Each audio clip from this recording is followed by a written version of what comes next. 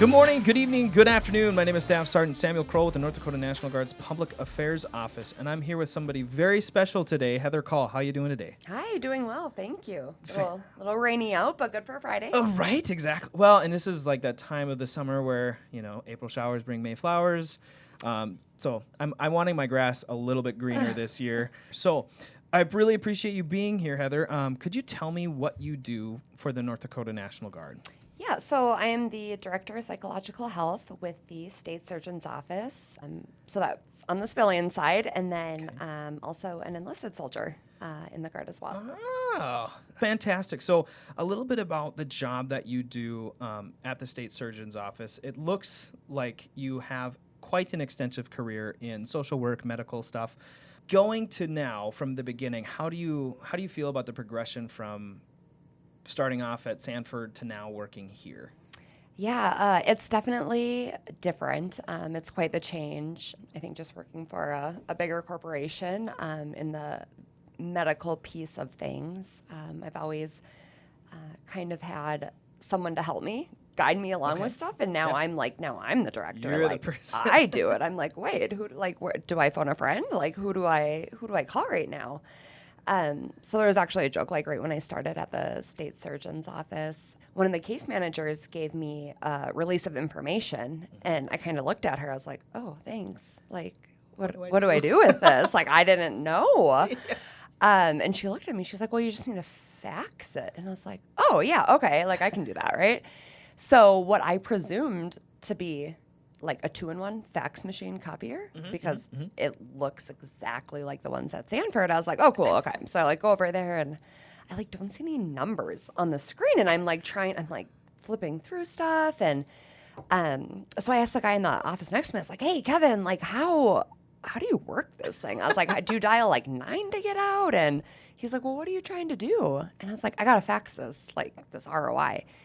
And he's like, well, that's the fax machine over there. And he points to this very old school fax machine with a phone. And I kind of looked at him and I was like, oh. And he's like, yeah, make sure you put it backwards and dial 8 to get out. And I was like, okay. I'd always had a secretary that did my administrative work for me. Yep, fine. So it was really weird.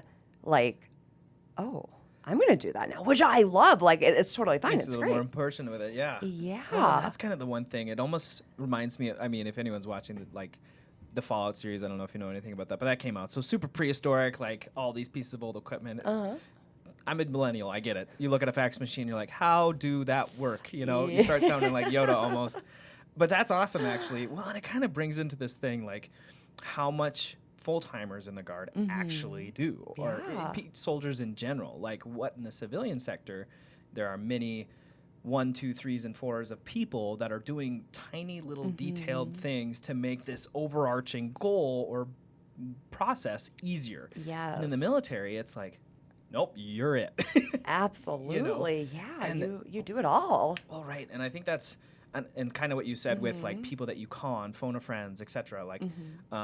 When you've been in the military for such a long time, those people become these golden tickets, and they are the expert of everything. So one thing that you do for the surgeon's office is you're ensuring mental health ROIs, or basically saying, yes, these people are good to go, X, Y, and Z. Kind of explain that process for me. Sure. So how we really identify soldiers with any sort of behavioral health concern is through self-disclosure during your annual PHA, right? Okay. So it's really important to be honest on those. A lot of people are not honest, and then we run into all these hiccups when we're doing a pre-mob, right? We're getting ready to conduct an SRP for deployment, and all of a sudden it's you're on sertraline and Ativan, PRN, and hydroxyzine, all these meds that are okay to be on in the military. Yeah.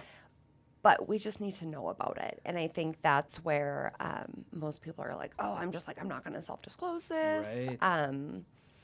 For whatever reason. I know there's a huge stigma related to mental health, especially in the military sector. And we're really trying to overcome that right now, because it's it's okay not to be okay. Like, we have resources for that. We have people, we have services that we want to push out to our soldiers, and that's something that's really important to us. So, with that being said, it's okay to have any sort of mental health concern. Yeah.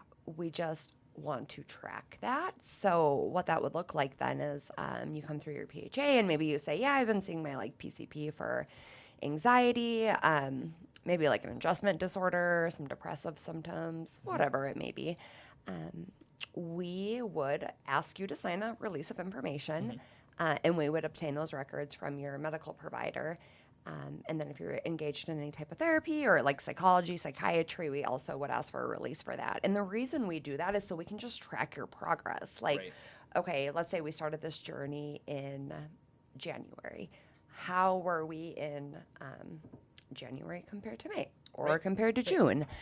We really just want to see the progression and ensure that you are remaining stable on the medication you're on, and then like in the therapy that you are receiving at that moment in time. So a lot of people get like a little flustered, like, ooh, like I'm glad you kind of topped on that, because that is a huge stigma in the military, that for some reason we think it's not okay to not be okay. Like, it is totally fine to not be okay. You have to be okay, and we would rather take that than you put it behind your back pocket and hide all this stuff. And then comes the time, like you said, during SRPs or mobilizations, where all these things are now collapsing because A, that doesn't help you at all with any mental things that you're dealing with that you've been keeping secret. Well, we don't just want to send you over there, but we want to make sure you're okay, because this is a family, and this family is, the military. Right. Yeah, that's huge. And that's a great way to present it.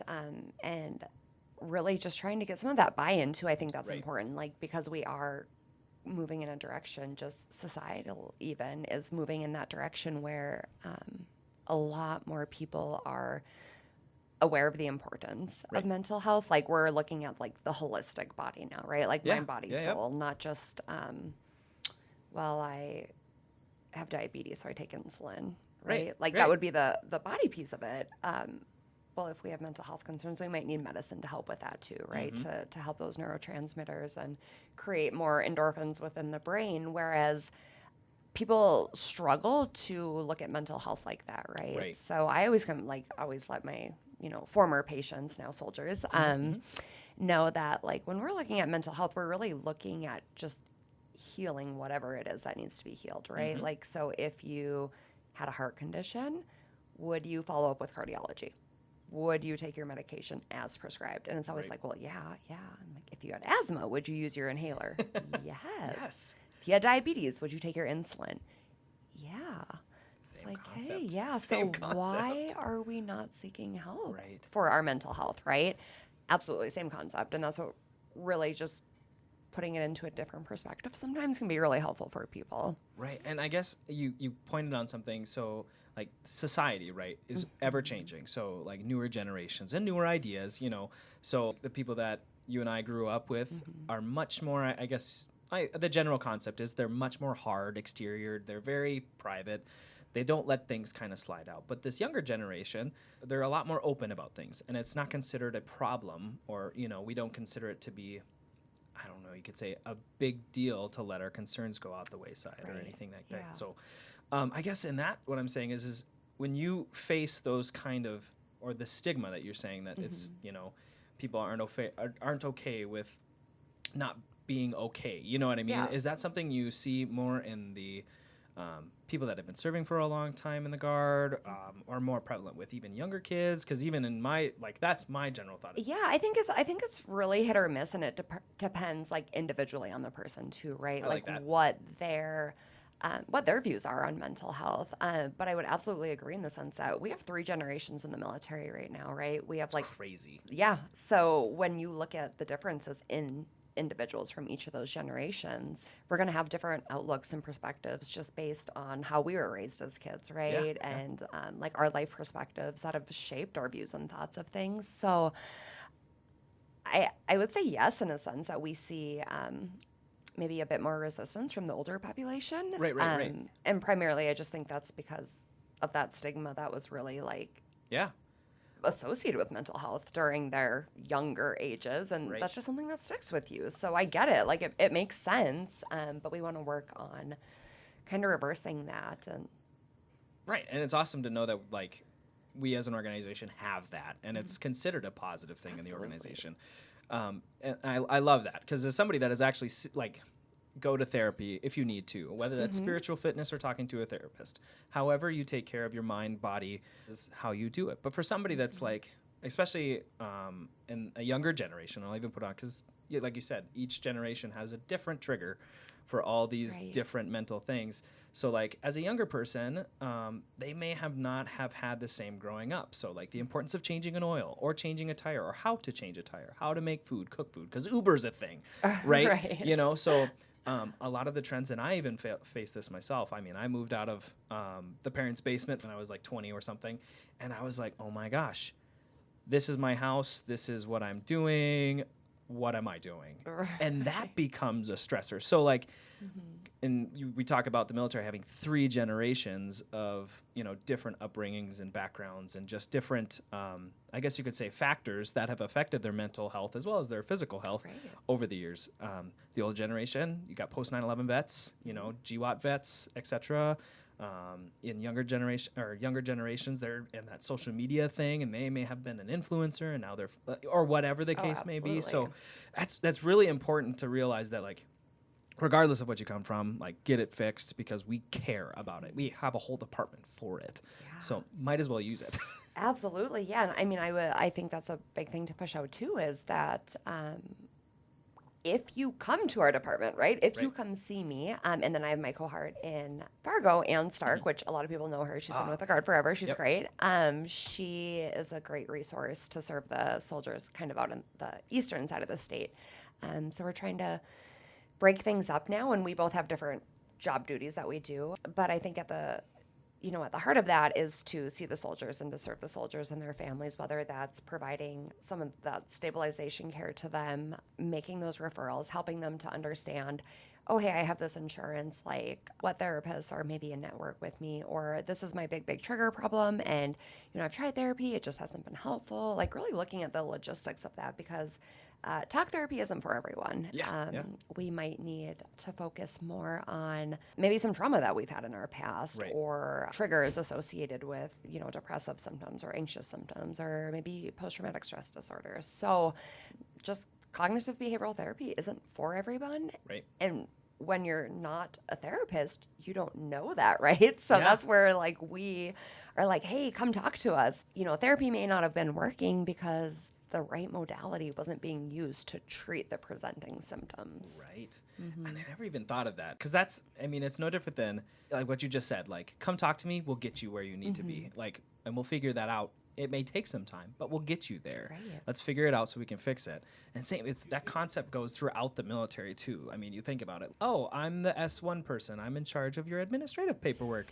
If you're coming to me for supply clothes, I can't help you, but I can reach out to this guy and he'll get you squared away. Same kind of concept. So absolutely. I love that intro. That's awesome. So now we know a little bit about what you do for the Guards. So let's talk about yourself. The little piece of paper you gave me over the emails, and by the way, if you're still with us now, I said she didn't give me anything. She came very prepared and gave me everything, the whole shebang. So we talked now about what you do for the Guard, but you also said that you're in the Guard. So talk a little bit about how you joined, because I think it's super cool. So let's hear it.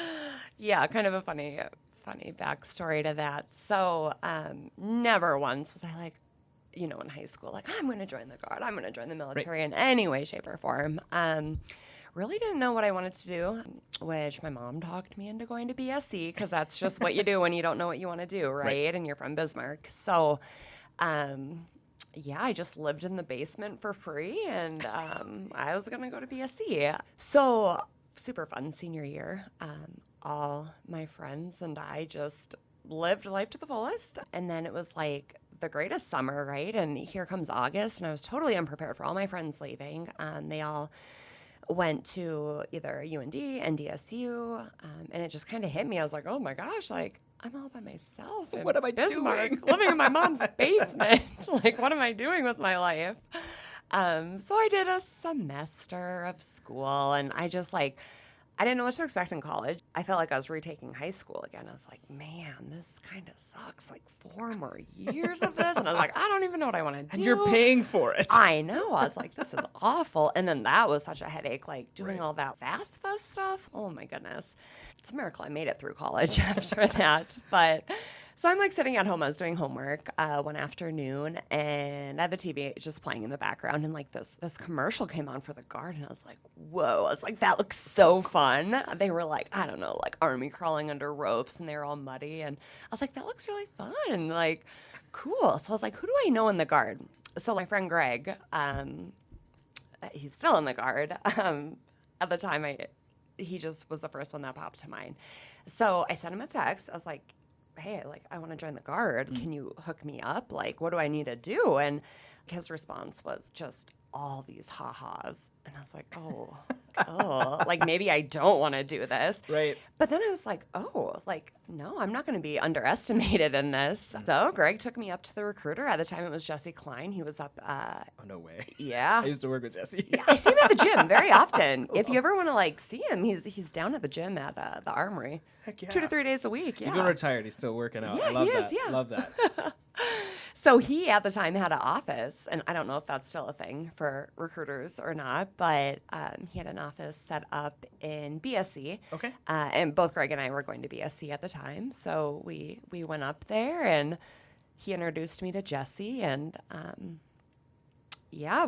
within a month, I was at MEPS, sworn in, and I was like, I didn't even tell my mom. I just, like, I can't, we, like, went out for dinner one night. I was like, so, by the way, Mom. I did this thing. Yeah. And, like, she was just so, like, I think I just caught her off guard. Like, she was, like, super teary-eyed and, like, oh, my gosh, did you even think about this? I was like, no, it's only for 8 years, though. Like, it's fine. Just spur of the moment, right? Right. So, yeah, and then I went to basic. I shipped out a couple months later. I went to Fort Sill, Oklahoma. And then I went to Fort Sam Houston in Texas for my AIT training, which was so fun. Like, So what did you sign up for? oh, yeah. Well, that was a whole thing in itself, too. I didn't really know what I wanted to do. Again, like, same thing with college. I was like, I don't know. Right. So I'm, like, looking through all the jobs, and dental tech was on there. And I was like, well, that'd kind of be cool, maybe. I'm like, my cousin's a dentist. That might be a cool career, right? Yeah. So I was like, maybe I'll, check it out, see what it's all about. So yeah, my MOS that I chose was 68 Echo, which is dental tech. So all medical's at Fort Sam Houston, right? Okay, yep. So get down there, do my training, and I'm like, gosh, this is okay until like the very end. We had like a clinic that we went to, and they were like doing like removals of like a tooth, and I was like, oh my god, that's a lot of blood. And I hate blood. Like it. Oh yeah. So On the job training at the end of AT. I like it. I was like at the end. I was like, well, kind of glad they waited till the end, but I was like, oh my god, I physically felt ill, like seeing this blood in this mouth, and I was like, oh no, I'm like, I can't do dental anymore. Was the guy at least under? No, they were like, no. It was. He was live. He was kicking. He was Oh, alive. no. I mean, he was like, he had laughing gas, but he was still like, his conscious. eyeballs were moving, and he probably saw my like reaction and was like, what is this girl doing? As I'm like about to like, pass Find a out corner. myself, right? Yeah. So, then I got back and I was like, yeah, dental's not for me either. Right. So then I wound back up at BSC, because got to go to college, right? Right. The generation we grew up in, that was like the push, right? Thing. So actually I did 3 years at BSC, and I was super impressed with that because I was like, like who does 3 years at a 2-year college, for right? undergrads. Yeah. So finally the military was like, so here's the thing, like you can't just go to BSC forever, like you have to move on if we're going to continue paying for your college. I was like, okay. So I just kind of was like, what can I do that's in Bismarck? Because I didn't really want to like move at this point. Right. And Minot State offered like adjunct classes, and I decided to go into social work. I was like, social work, that sounds fun. Why not? So I just, started going to the classes, and I was like, this is so great. Like, I love this. This is phenomenal. Finished my undergrad, and then I got my first job at Sanford as a case manager. And within a couple months, I was like, this isn't what I went to school for. Like, this is not what social work is. So I thought, like... Yeah, right. It's just a lot more than what you expected. Yeah. Everything changes when you hit the field. It's amazing. I have so many friends that are like, well, I went to this for college, and I'm here, and I'm not doing any of that. And it's amazing how much you get into that real life scenario, and this isn't anything. And it's same thing goes for the dental stuff. Like you is, oh yeah, this is great. And then all of a sudden, guy in a chair getting his teeth pulled, and not great. Gross, so gross. Yeah, so things just change. So you went to BSc for about 3 years, and you did undergrad for what? Social work? Oh, yeah. So my undergrad. So social work is my undergrad. I got my degree through Minot State. Okay. Through their adjunct program that they had at BSc. Did you pay a dime at all for your 4-year degree? No, I didn't. And not only that, but I got paid to go to college. That's like the funniest thing. People are like, yeah, you get it paid for, but like you can make money if you do it the right way. Like there's a way. There's a will and a way. Don't be the kid that's just trying to get everything done in 2 years. No. Yeah, no. Do the extended, because you'll make like a couple $100 each month, and then it avoids you having to get another job while you're going to college. Then you can just focus on college and make money. Yeah. That's probably like the one thing that people you see on the ads and stuff like that. 100% tuition paid for. But it's like, well, you should also add that, hey, you are also going to possibly be paid if you do it. If you do it the right way, you may make money or may not make money. Depends on the degree you're going for. Okay. Right. Yeah. So 4 years, and you went to Minot. Let's start from there again. Yeah, so I went to Minot. Oh, gosh, I'm just really getting ahead of myself here. I'm so excited about my education. So went to Minot. Again, military covered that 100%. And I don't know if it's still a thing. I was using the GI kicker. Yep, that's still a thing. GI Bill and the kicker. Yep. Got to qualify for it. Okay, I got like $400 a month to go to school. I was like, this is awesome. At the time, I was like 18, 19. Who needed money? I had everything. Yeah, I had eating my mom's food. My mom was like cooking me dinner, probably making me breakfast still. Like, life was great, right? So I got my 4-year degree. And then at the time, like when I was in college, so I was doing my drill weekends, and then I was working at a group home doing like overnights, because when I went to Minot, the classes were night classes, so they were offered in the evening. Yep. So I would do awake overnights at a group home, and then I would just do homework all night, aside from my work duties. Like when I had downtime, it'd be like 2-3 hours a night. I would do homework, and then I'd sleep all day. So it worked great for my schedule at the time. But after I graduated, I was like, all right, like, I think I need to join the real workforce. Who's hiring social workers? Yeah. And I was just ready to, like, conquer the world, right? I'm going to, like, change all these lives. And I was super, super excited. And, I wound up at Sanford, so. And here you are. I love that. Yeah. So I like how you said you wanted to change lives. Like that's like the number one thing. And as a trend, if there's one thing that younger generations or even your and I generation, we always want to change things for the better, which is usually a good thing in our minds. But somebody's like, you're changing this stuff. Stop it. It's like, not broken. You're Don't making, change you're it. making it work. You're making it worse. And it's like, no, but when you were doing these things, you wanted to change lives. And that's first off the biggest thing. If sometimes you go to some place and it's like it's a job. Like no, this is something you have to genuinely care about. Yeah. Would you rather have a cook that loves cooking food, or would you rather have a cook it's a job? Like no, Right. 'cause then there's heart and soul. Like you said, Absolutely. your mom's making your mom's food. It probably tastes better than any restaurant. Yeah. X, Y, and Z. So I love that. So you went into the workforce at Sanford, and I guess did that mindset of wanting to change kind of carry over into the guard side and what you did? Because you were assuming you're at the med det at this point. Yeah, so I've been in the med det my entire career. I've been in the military almost 13 and a half years. Well, actually, I should say almost 14 years, because I'm over 13 and a half years. Coming up on 14 years here. And always been in the med det, always been a dental tech. I've always kind of had a goal for myself, right? Like I've wanted to commission as a behavioral health officer, although it's actually like a lot to do that.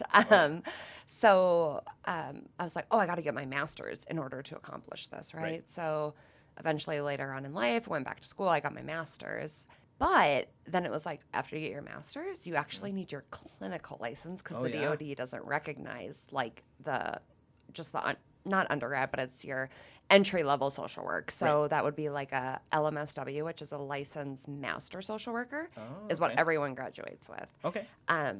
So you needed like advanced clinical consultation to get your advanced license, which required 3,000 hours of clinical supervision that I had to complete to obtain that.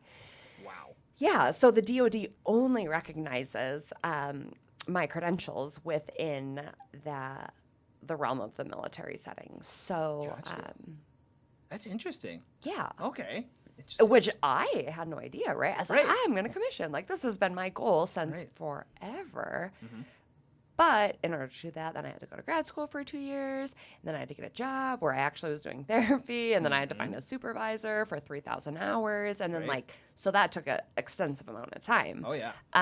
So now here I am, circling back around, pushing forward for that again. And I like that. I like that, too, because when you sent me this and I was looking at your resume, you have the stepping stones. Mm-hmm. And that's so beneficial, right?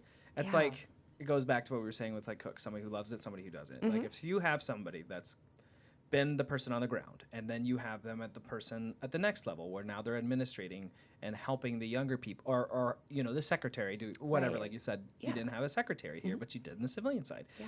And then knowing that piece of the puzzle from start to where you're at now, you're an a sergeant right now in the med det. Are you still planning to commission?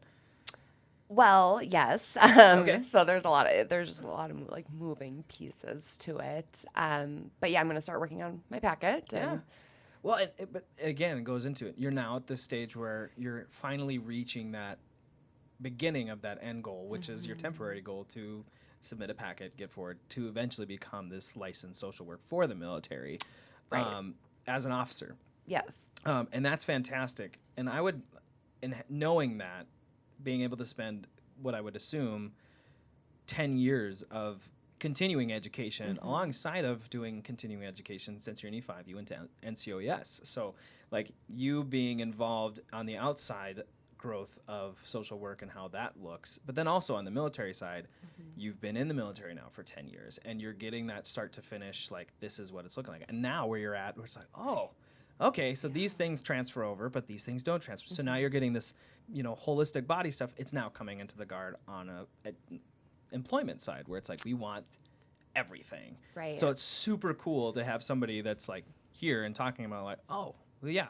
Well, I started this way, and I've been doing this for this long, and now I'm finally gonna get to where I want to be in the next year or two or whatever the case may be. And that's so beneficial for not only your patients, like it's super beneficial for them to have somebody that's been through all the strings and all the different avenues that go through it. And that's so important because, I mean, if I'm going to see you for mental issues, I want somebody who's experienced anything and everything, so and that way I'm comfortable. Also, even if we don't work through vocal speaking or, like you said, different avenues of health, you can forward them to a person that will get them to where they need to be. So that's awesome. Yeah.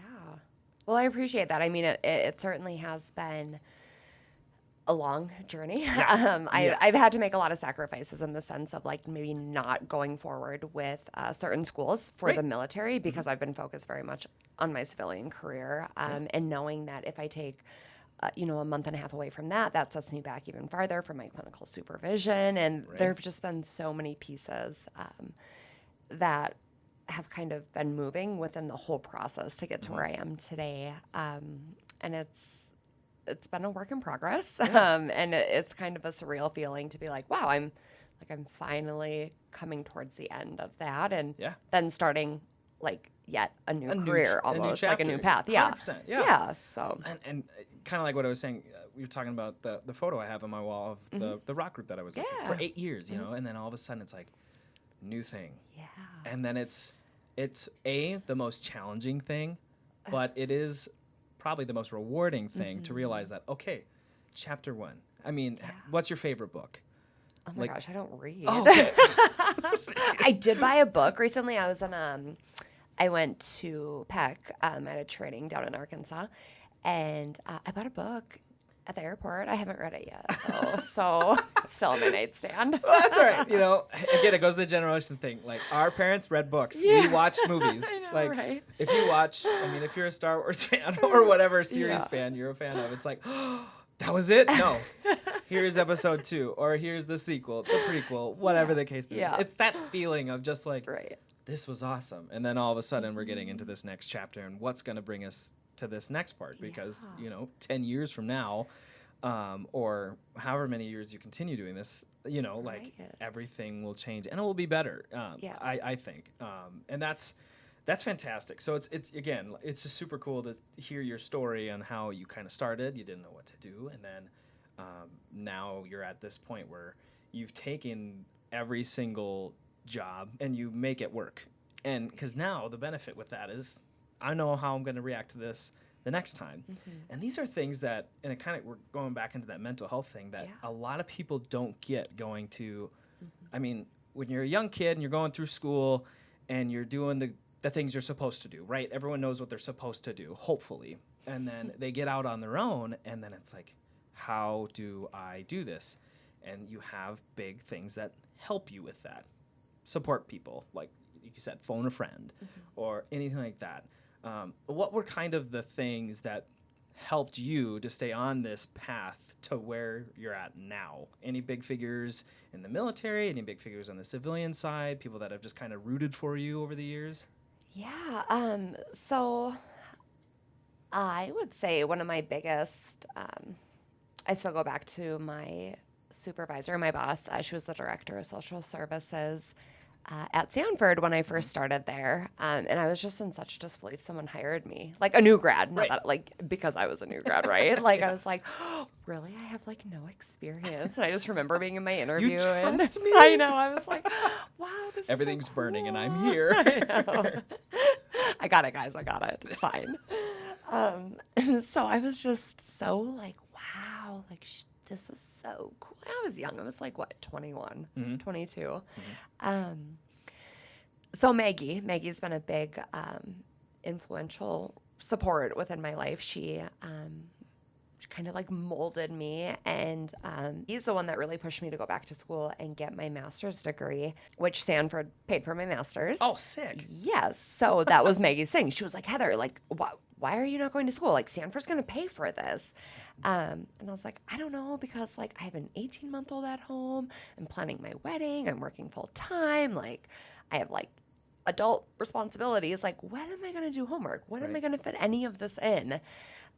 So that was kind of like my, like, every day I was like, oh, Maggie's going to come ask me if I'm going to grad school. And she was very, very persistent.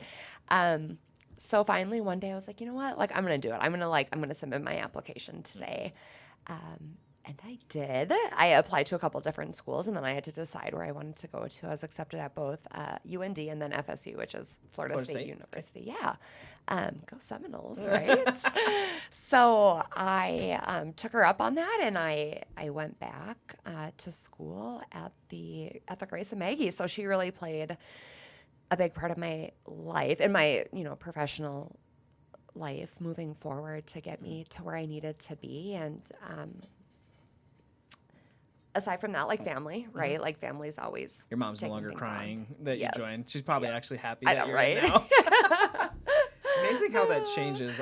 It's like you have that one friend that's like, no, don't do it, don't do it, don't do it. And then your mom's like, no, my daughter. Yes, yeah, I know. That was so hard. And now it's like looking at, the progression within 10 years. I couldn't think of anything more rewarding than like where I'm at in my, professional career right now and within the military too. So yeah. So how did you find out? And so you're working for the Guard. So like I'm assuming like when you went to college and got all these things and Sanford paid for your master's and stuff, like the last thing you thought were going to be like, I'm going to do it in the military. Was that like a thought?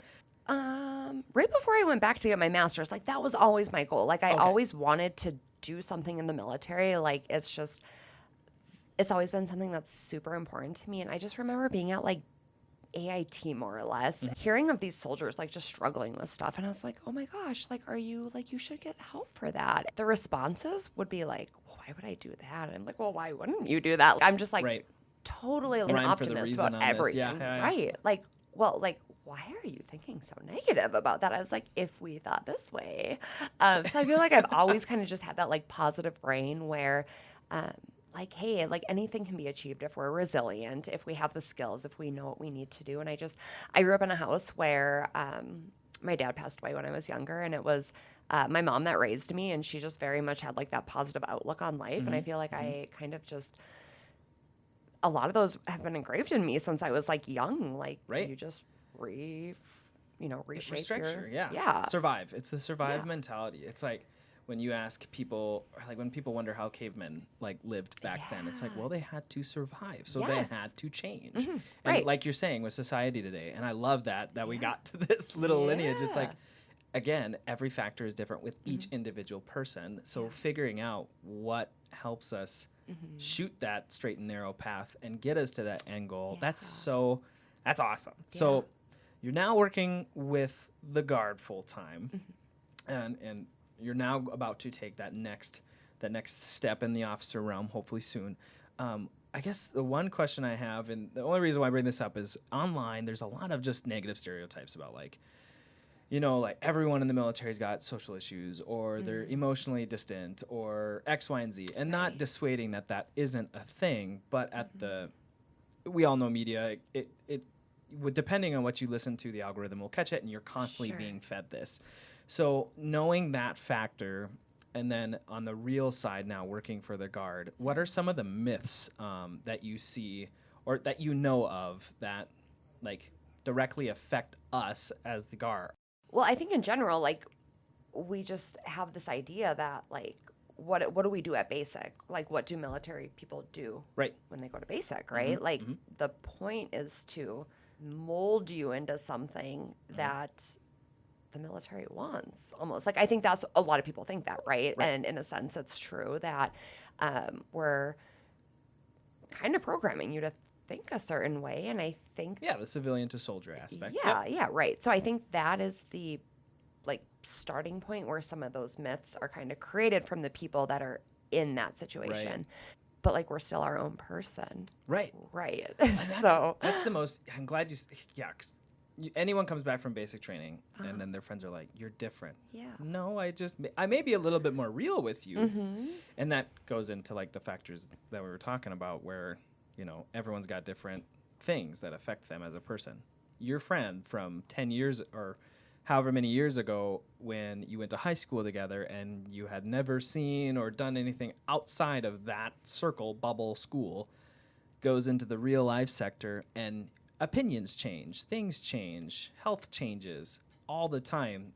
And so, yeah, if I join the military and I put on a uniform, yes, you're a soldier. But that doesn't mean Heather Call is different as a person than she was from a kid. She's still in there. Yeah. But she's had things that have molded her through that time. Yeah, those life experiences. And I think that's where when you have those life experiences, it helps you to better, obviously, understand who you are as a person and your goals in life. And it just kind of sets that foundation where I think sometimes that change is hard for people because, like, maybe they're not in that stage of life yet, or they're not able to understand or relate to some of the things that someone who has gone through basic may be feeling or experiencing. Yeah, anything. I mean, we talked about 3 generations. Even so, if you talk to a young millennial will find funny that hasn't deployed is completely different from somebody that has deployed. And like the seriousness is like, I mean, internet, for gosh sakes. Oh my gosh, who puts a filter on the internet? You do. That's it. You're the only person that controls what you see and what you can't see. Yeah. So we've so far talked about what you do for the Guard full time and how you are actually enlisted in the Guard and you're wanting to become a social worker as an officer in National Guard, which I think is absolutely fantastic. But there is a little bit more about you that I want to know. One of these things that you told, or that you've actually been appointed to, is you are on a North Dakota Behavioral Health Planning Council, and this was appointed by Governor Burgum for 2024 and 2026. That's awesome. Let's talk about that. Yeah, so we have myself as the North Dakota Guard representative on that. And really, excuse me, it's to bring the military perspective to the Planning Council with the Department of Human Services. So we have representatives from some of the human services centers, and then treatment centers, just a lot of different professionals. There are also what we call like peer supports on the team as well.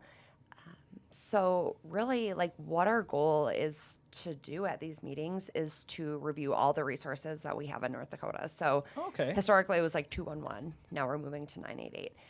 So we talk about like the maybe challenges that we've had with 988. We review like the call logs from the past 3 months of 988, what the average amount of time was on the phone for a caller, and then like the geography, like where are a majority of these calls coming from. So that's just an example of like one of the programs that we focus on during the meetings. They're fast paced. They start at 10, we end at 4:30, and we just talk the whole time. Yeah, there's so much to cover, and we only meet every 3 months, so it's like we're just jam packing those meetings, and it's great stuff. It's super good. But yeah, it's just one of the planning councils where we bring our ideas together at how can we strengthen certain things, how can we increase awareness or access to behavioral health. Well, and I like that. I like it how you said that. And I love this concept because you are the North Dakota National Guard representative for the state. You know? So I keep going back to this holistic thing. So now we did holistic mind body, and now we're doing like all of the other stuff that we talked about, and now we're talking about like how that affects. I mean, we're taking those programs and we're bringing it to the holistic state of North Dakota and the health of North Dakota, because you wouldn't have a state if you don't have the people, right? Absolutely. So like I think that's super cool, and kind of what we'll talk a little bit about now with, you know, like trends and what are you seeing now more prevalent when it comes to those things. Obviously it's case by case, but what are some of the bigger trends that you see? Well, these are what we have. So how can we help you with that? But also, what can we give you? You know, so, and that's the one thing. And when we talk about people's health, like, it's priceless, you know, so having assets out there for anybody and anyone, whether you're in the Guard, outside of the Guard, because eventually you and I won't be in the military, you know, so having those assets across the state is better. You never want to have one benefit for somebody and not that same benefit for the other person. Like when it comes to health, again, there's no barriers, there's no borders. So I love that. So you jam pack all this stuff in, and I guess what are some of the, so you talked about 988, the swapping of that number. What are some of the other programs that you are kind of working on right now? So we're looking at different like trainings for behavioral health providers to expand their trainings to maybe be a bit more inclusive on the skills that they offer, but or the trainings that they offer, excuse me. So instead of a provider just treating anxiety and depression, how can we provide more training to this provider so now they can treat bipolar and schizophrenia and maybe any other like presenting personality disorder. So really looking at how we can expand trainings in North Dakota to help other providers become more comfortable with working with some of those other diagnoses so we can reach more people. I love that. Yeah, so we talk a lot about like we're rural, right? Like North Dakota doesn't have, like, you can't just drive down the street if you live in, I don't know, Linton. Yeah, some small town. Yeah, a small town and get services, behavioral health services at a clinic, right? So we're setting up like remote clinics, satellite clinics, different things in these very remote areas, and looking at like the high risk patients that we really would want to target in those areas. So some of that's done through, like respite services for elderly. We just really try to identify like the needed population that hasn't like outwardly been like, hey, like I need help, right? So again, generation. So we do a lot of planning around that at our meetings, discussing like the execution part of that too, right? Yeah. Like how do we execute what we're talking about? How do we actually get like people out in these fields? Which that in itself is super hard because if you live in Bismarck, like nobody wants to drive to Richardson to go to work. Like that's a lot to commute every day. So really just kind of in the planning process of that, and then looking at how other services. So like Right. if one person suggests that, then maybe like the lady, the representative from Medicaid can be like, hey, like we can cover some of that transportation costs. Like we have this voucher through the state, or we have this grant where you guys can take some of that money and use it for transportation. So it's like really neat how there's so many different professionals just coming together, working together to like best serve the residents and communities in North Dakota. I love that. Yeah, it's super awesome. That's so cool. I mean, it kind of brings into perspective, and I think COVID did a lot of this. Oh, huge, yeah. And I can only imagine the best way to put it, but the lessons learned.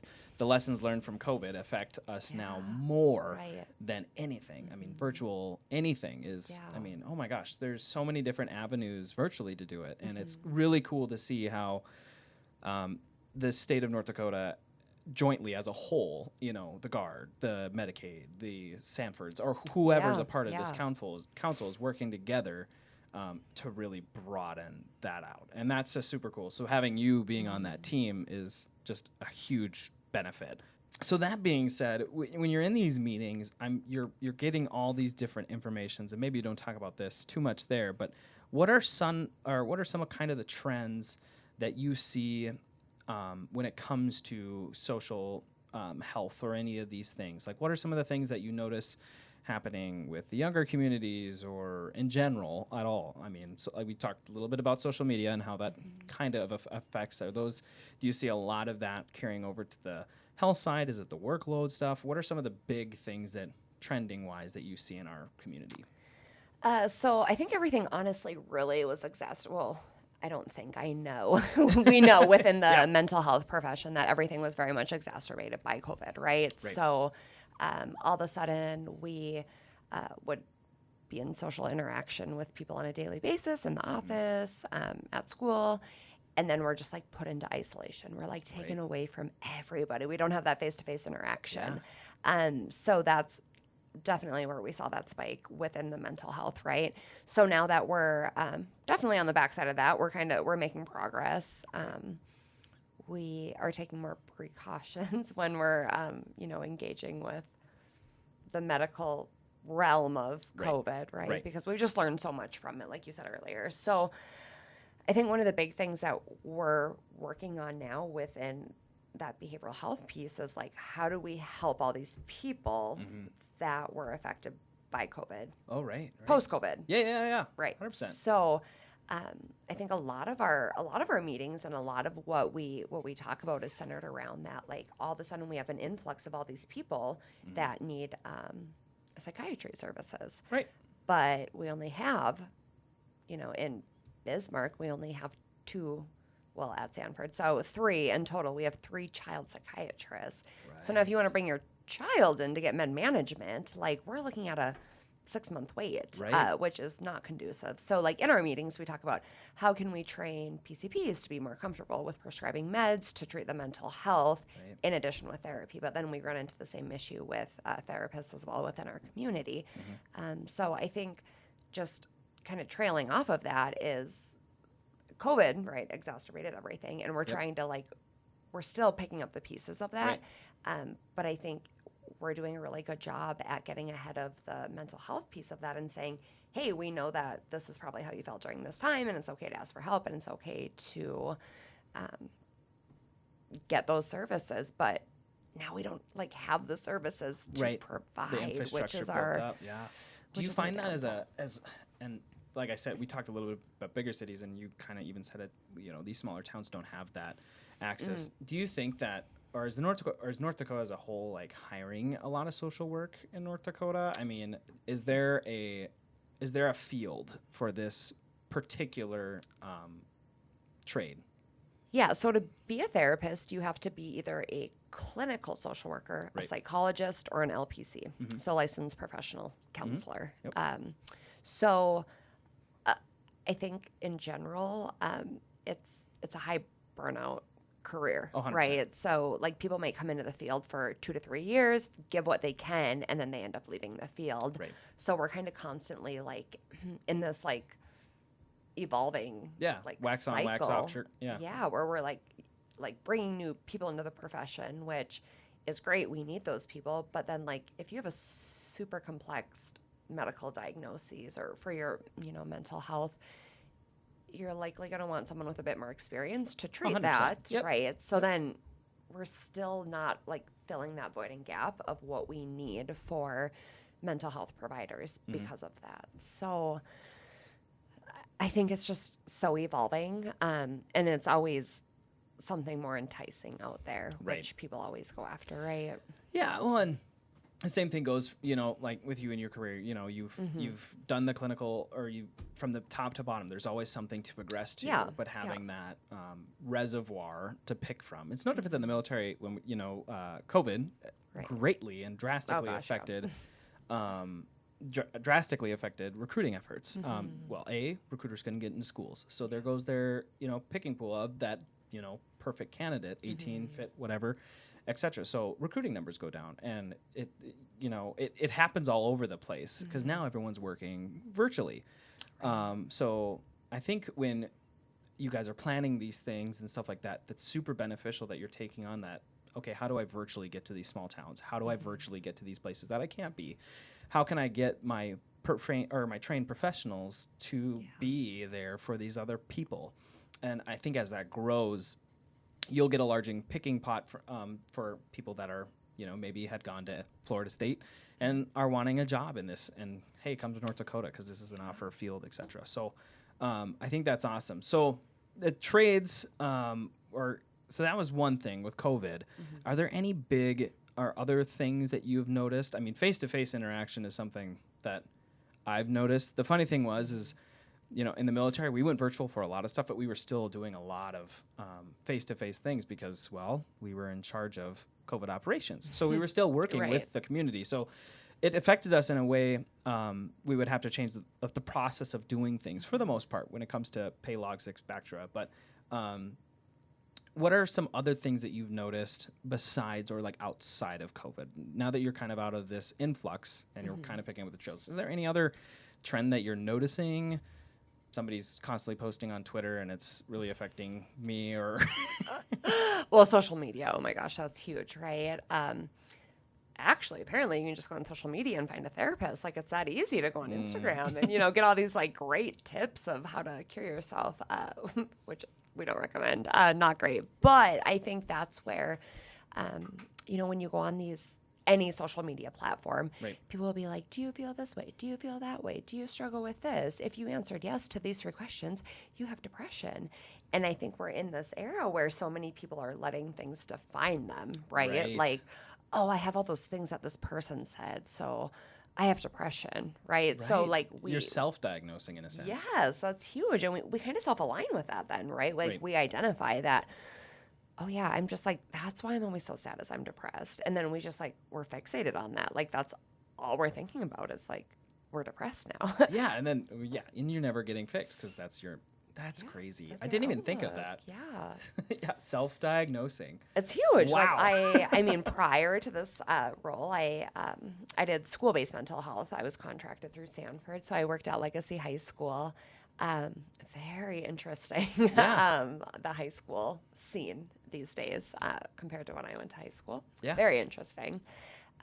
But that was like one of the biggest things I'd hear from my patients within the high school setting is like, well, I'm struggling with something because my friend's struggling with it. Right. So it's you almost like that. take their burden and it makes, oh my gosh. Yeah.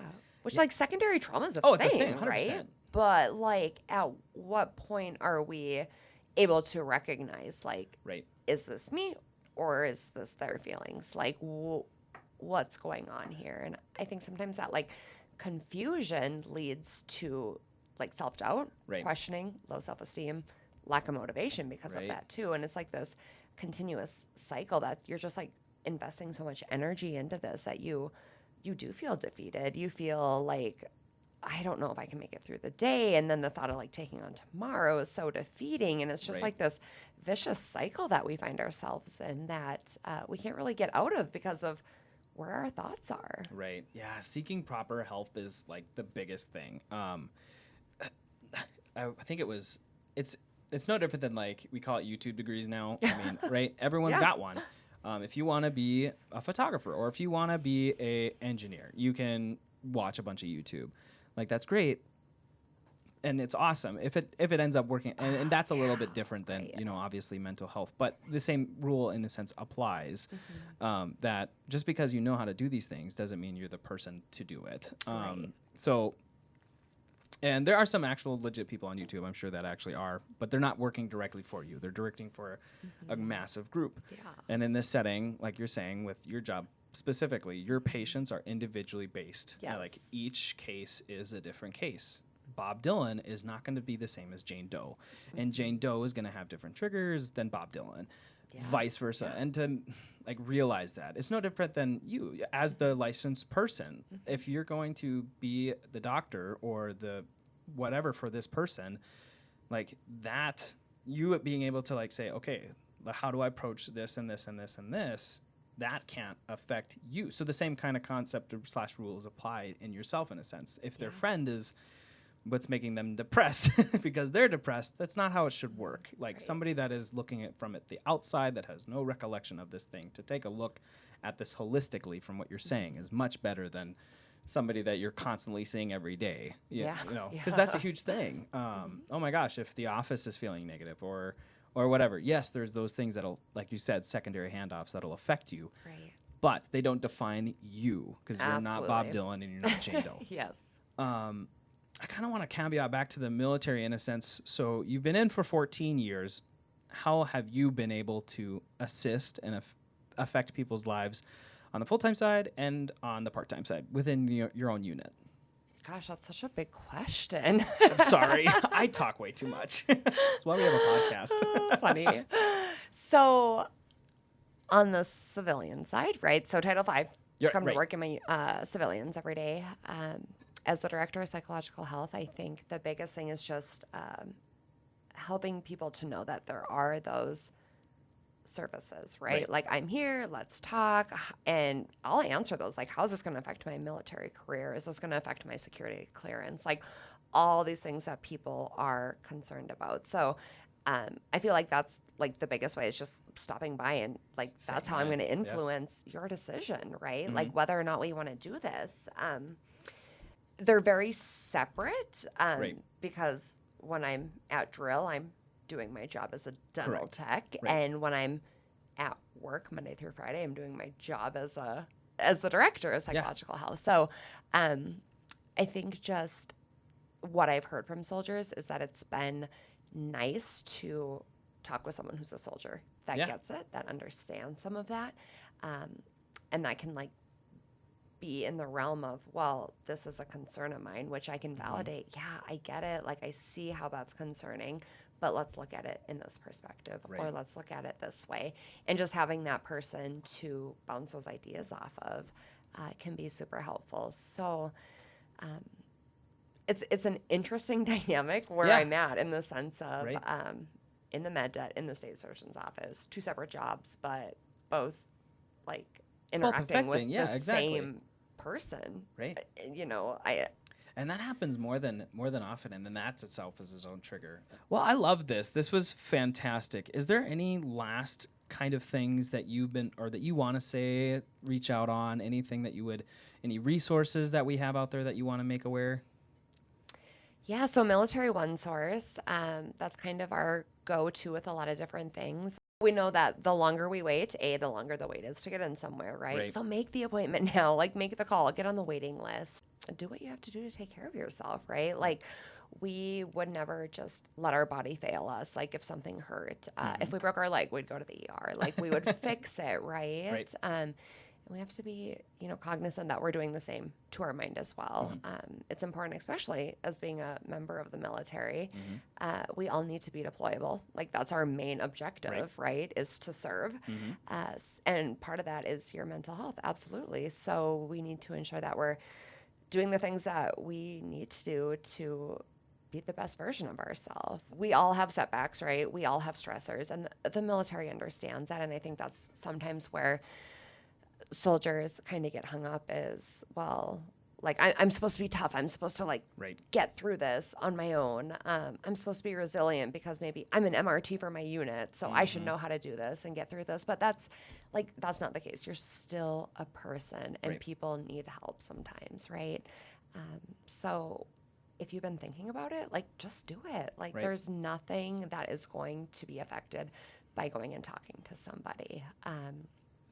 Creating a place where you feel safe and you feel comfortable and you can talk through like the adjustments that are going on in life, maybe some triggers that you've had. If you're a combat veteran, like some of those maybe really difficult things that you've seen and endured in your life that you haven't processed through, and then you're, where you are 10, 12 years later wondering like, why am I so angry and irritable all the time? Like there's probably a correlation. Like, let's work on it. Let's talk about it. So I think just making the appointment, that's what I tell everyone. The vet center is a huge one too. That's here in Bismarck. Okay. Any soldier can go to the vet center for free counseling. You do not have to be a combat veteran anymore. They have since changed their eligibility. That's awesome. So myself, we could head down to the vet center, give them a call, let them know we are looking for some counseling services.